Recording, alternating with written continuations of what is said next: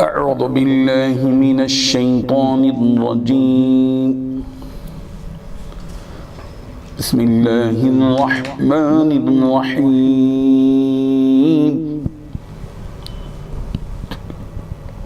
يا أيها الذين آمنوا إن تطيعوا فريقا من الذين أوتوا الكتاب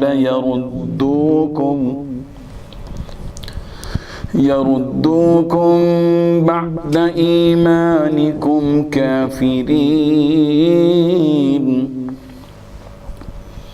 وكيف تكفرون وأنتم تتلى عليكم آيات الله وفيكم رسوله ومن يعتصم بالله فقد هدي إلى صراط مستقيم صدق الله العظيم. حاضرین و ناظرین، یہ درس نمبر 251 ہے. سورہ آل عمران کی 2 آیتوں کی تلاوت کی گئی. آیت نمبر 100 اور 101. لفظی ترجمہ دیکھیے. یا ایھا الذین آمنوا، اے وہ لوگو جو ایمان لائے ہو، ان تطیعوا اگر تم اطاعت کرو گے، فریقاً ایک فریق کی، من الذین ان لوگوں میں سے جو اوتوا الکتاب جنہیں کتاب دی گئی، یردوکم تو وہ لوٹا دیں گے تمہیں، بعد ایمانکم تمہارے ایمان لانے کے بعد، کافرین کفر کرنے والے. وکیفا اور کیسے، تکفرون تم کفر کرو گے، وانتم جبکہ تم تتلا تلاوت کی جاتی ہے، علیکم تم پر، آیات اللہ اللہ کی آیتیں، وفیکم اور تمہارے اندر، رسول اس کا رسول موجود ہے.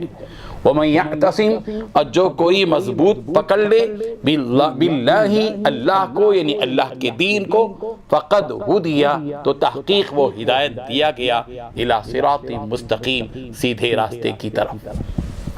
ترجمہ یوں ہے، اے ایمان والو، اگر تم اہل کتاب کے ایک گروہ کی بات مان لو گے تو وہ تمہارے ایمان لانے کے بعد تم کو دوبارہ کافر بنا کر چھوڑ دیں گے.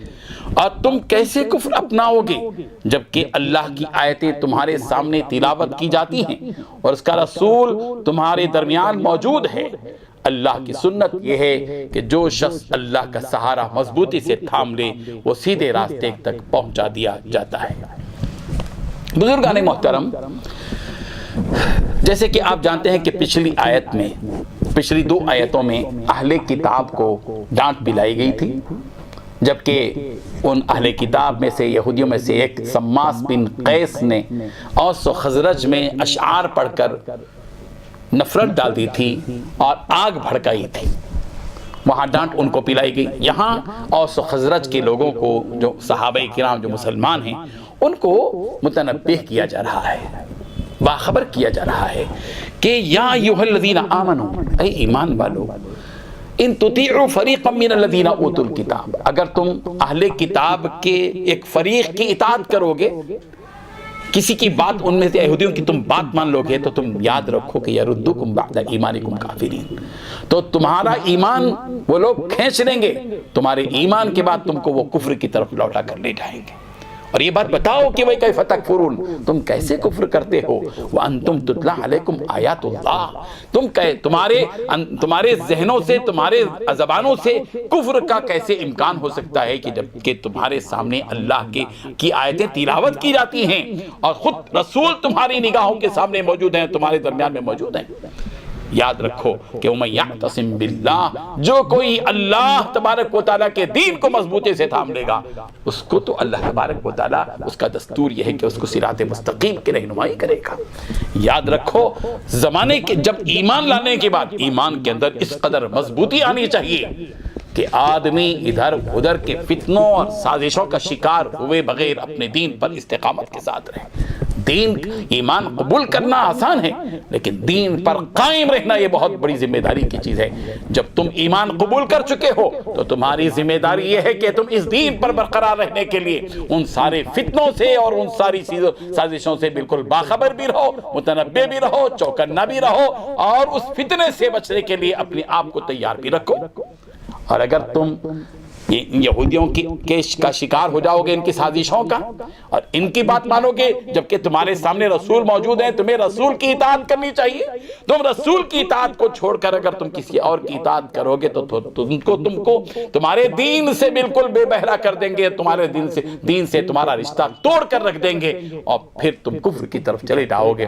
یہ ممکن کیسے ہے کہ تمہارے سامنے اللہ کی آیتیں نازل ہو رہی ہوں، تم خود اپنی آنکھوں سے دیکھ رہے ہو کہ رسول تمہارے سامنے موجود ہیں اور اللہ کی آیتیں ان پر نازل ہو رہی ہیں، اس کے باوجود تم کیسے کفر کر سکتے ہو؟ یاد رکھو، تمہارے لیے ہم ایک دستور دیتے ہیں کہ تم اللہ کے دین کو مضبوطی سے تھام لو، پکڑے رہو، تھامے رہو، اللہ کے نبی کو، اللہ کے نبی پر اتری ہوئی اس کتاب کو، آفاقی کتاب کو پکڑے رہو، تھامے رہو۔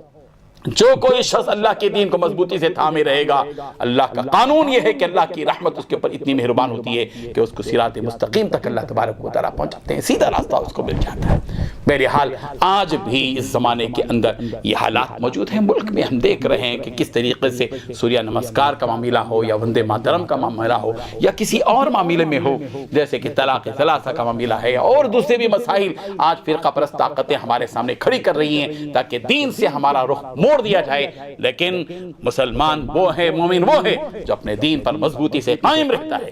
دین اسلام اللہ کے نزدیک وہی ایک ہے، اور اللہ تبارک و تعالیٰ اس دین کے علاوہ کسی اور مذہب اور دین کو قبول کرنے والے نہیں ہیں۔ ہمارے لیے ہمارا دین پیارا ہے، محبوب ہے، ہم طے کریں کہ ہم اسی دین پر رہیں گے۔ اللہ تعالیٰ ہم سب کو عمل کی توفیق عطا فرمائے۔ وآخر دعوانا الحمدللہ رب العالمین۔ لا الہ الا اللہ